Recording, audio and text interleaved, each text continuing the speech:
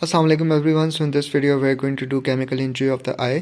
ठीक है, अब chemical injury of the eye जो होता है ना, देखो हमारे पास ना केमिकल्स दो टाइप के होते हैं बेसिकली, या हमारे पास एसिडिक होते हैं या तो अल्कलीज होते हैं। ठीक है, अच्छा एसिडिक में हमारे पास बहुत सारे हैं, लेकिन जो इंपॉर्टेंट है ना, जो पेपर में आप लिखोगे या आपके सिनारियो में आ सकते हैं। ठीक है, H2SO4 है, HCl है। ठीक है, और बेसिक में आपने याद रखना है सोडियम हाइड्रोक्साइड, ठीक है, इसके अलावा पोटेशियम हाइड्रोक्साइड और इसके अलावा लाइम भी याद रख लेना है। ठीक है, और अब ये याद रखना है ना कि हमारे पास ना बेसिकली आँख में डिफरेंट स्ट्रक्चर्स होते हैं। ठीक है, उन डिफरेंट स्ट्रक्चर्स में या तो प्रोटीन होती है या तो फैट होती है। ठीक है, अच्छा इसी से हमारा जो है ना पूरा हमारे सिनेरियो बनेगा और पूरा हमारा जो है वो डायग्नोसिस एंड एवरीथिंग हम लोग करेंगे। ठीक है, सबसे पहले हम आते हैं एसिडिक बर्न पे। ठीक है, अब एसिडिक बर्न बेसिकली क्या होता है, जब एसिड आँख खुदा न खास्ता किसी की आँख में एसिड गिर जाता है। ठीक है, तो क्या होता है कि वो एसिड हमारे जो प्रोटीन्स होती हैं उनकी कोगुलेशन करवाना शुरू हो जाता है। ठीक है, अब जब प्रोटीन कोगुलेट हो जाती हैं, ठीक है, तो क्या होगा कि हमारे पास कॉर्निया पहले हेजी हो जाएगा। ठीक है, हेजी होने के बाद जो है वो उसकी ओपेसिटीज़ होना शुरू हो जाएंगी, फिर कॉर्निया जो है वो नेक्रोसिस की तरफ जाएगा और फिर उसकी स्लॉफिंग ऑफ होगी, अल्सरेशन होना शुरू हो जाएंगी। ठीक है, अच्छा ये हमारे पास हो गया एसिडिक। और एसिडिक जो होता है ना, ये इतना ख़तरनाक है, लेकिन अगर हम लोग देखें ना तो एसिडिक इतना ख़तरनाक नहीं है as compare to alkalis. Alkalis बहुत ज़्यादा डैमेजिंग होते हैं। और दूसरी बात ये ये अल्कलीज जो होते हैं ना, बेसिस, ये इजीली अवेलेबल भी होती हैं मार्केट में, लेकिन जो एसिड है वो इतना कॉमन भी नहीं है। ठीक है, इसी वजह से अब बेसिस पे आते हैं ना, जब अल्कलीज पे आते हैं ना, ठीक है, तो जो अल्कलीज होते हैं ना, ये बेसिकली हमारे पास देखो फॉर एग्जांपल मैंने बता दिया कि सोडियम हाइड्रोक्साइड है, पोटेशियम हाइड्रोक्साइड है, लाइम है, वट एवर इट इज़। ठीक है, अच्छा अब ये जब आता है ना, तो ये क्या करता है कि हमारे पास जो आँख में फैट्स होते हैं ना, ठीक है, तो फैट्स में हमारे पास ईस्टर बॉन्ड होता है, तो बेसिकली उसके साथ जाके रिएक्ट करता है, सपनिफिकेशन कर देता है, सोप फॉर्मेशन हो जाती है वहाँ पे। ठीक है, तो उसकी वजह से क्या होता है, जो हमारे पास आँख की इंटीग्रिटी होती है ना, बेसिकली कॉर्निया जो ऊपर ऊपर की लेयर्स हैं, उनकी इंटीग्रिटी जो होती है वो लॉस्ट हो जाती है। इंटीग्रिटी लॉस्ट होगी तो हमारे पास ऑब्वियसली पहले हमारे पास क्या होगा, पेनिट्रेशन शुरू हो जाएंगी। जब पेनिट्रेशन शुरू हो जाएंगी तो ऑब्वियसली आँख के जो अंदर स्ट्रक्चर्स होंगे वो भी इन्वॉल्व होना शुरू हो जाएंगे। तो that's how what it is. ठीक है, अच्छा दूसरी बात ये याद रखनी है ना कि हमारे पास ये जो अल्कली होता है ना, इसकी वजह से क्या होता है, कॉर्निया के इर्द गिर्द हमारे पास लिम्बस होता है। ठीक है, तो वो लिम्बस का जो स्टेम सेल्स होते हैं ना, वो हमारे पास डिस्ट्रॉय हो जाते हैं। जब वो डिस्ट्रॉय हो जाते हैं तो अल्टीमेटली क्या होता है, कॉर्निया भी डिस्ट्रक्शन होना शुरू हो जाती है।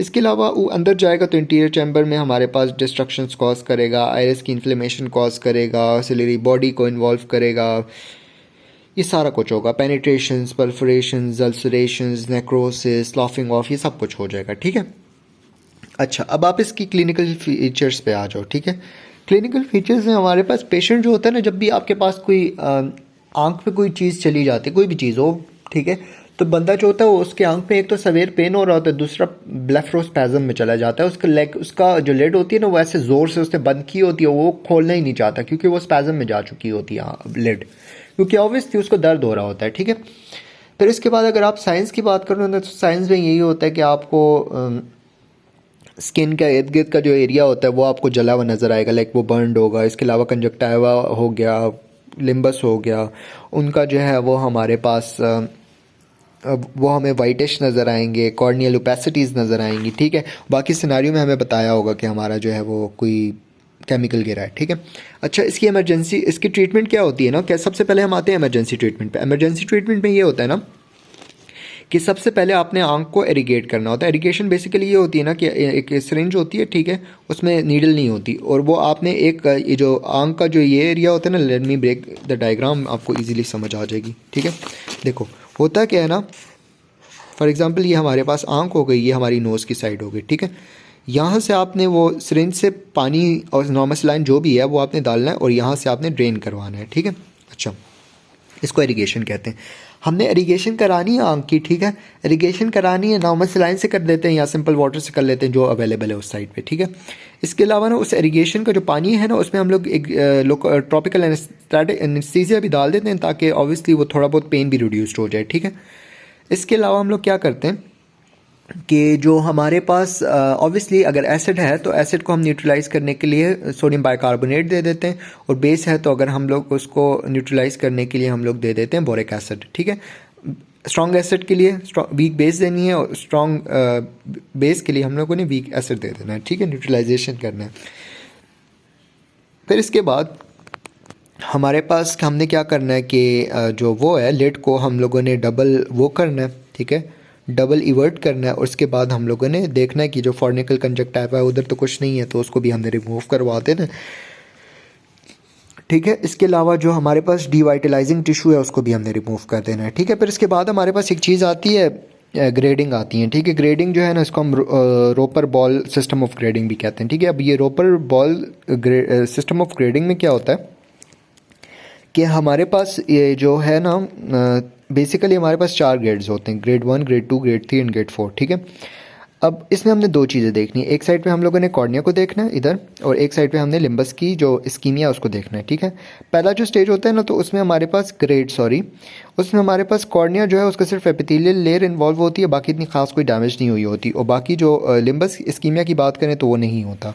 ग्रेड 2 में हमारे पास कॉर्निया जो होता है वो हेजी हो जाता है, ठीक है, लेकिन आयरिस फिर भी नज़र आ रहा होता है अभी तक, ठीक है। और लिम्बस इस्कीमिया की बात करें तो वो हमारे पास 1/3 तक चला जाता है। फिर ग्रेड 3 की बात करें तो ग्रेड 3 में हमारे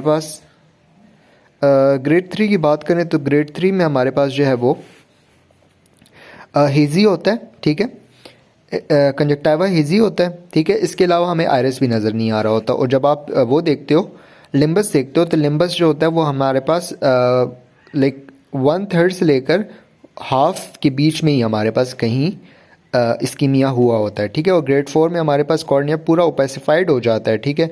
और अगर आप उसकी बात करो और लिम्बल इस्कीमिया की, तो वो हमारे पास हाफ तक पहुंच चुका होता है, 50% तक, ठीक है। अच्छा, अब अगर इसकी प्रोग्नोसिस की बात करूँ तो इसकी एक्सीलेंट प्रोग्नोसिस होती है, इसकी गुड होती है, इसकी जो होती है वो हमारे पास गॉडेड होती है, और इसकी पुअर होती है, ठीक है। अच्छा, अब हम आते हैं इसकी ट्रीटमेंट पे।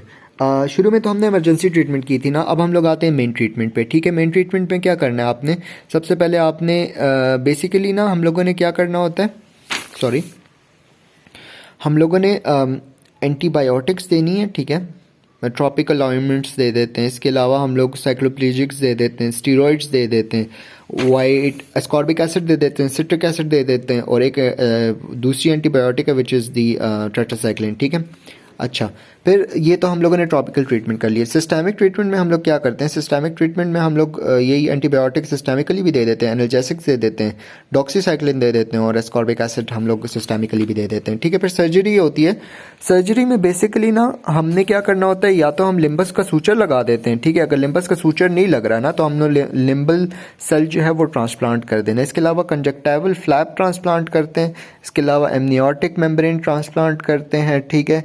इसके अलावा केराटोप्लास्टी है एंड केराटोप्रोस्टेसिस है, ठीक है। अच्छा, कॉम्प्लिकेशन की अगर हम बात करें ना, तो कॉम्प्लिकेशंस में अर्ली कॉम्प्लिकेशंस होती हैं और लेट कॉम्प्लिकेशंस होती हैं, ठीक है।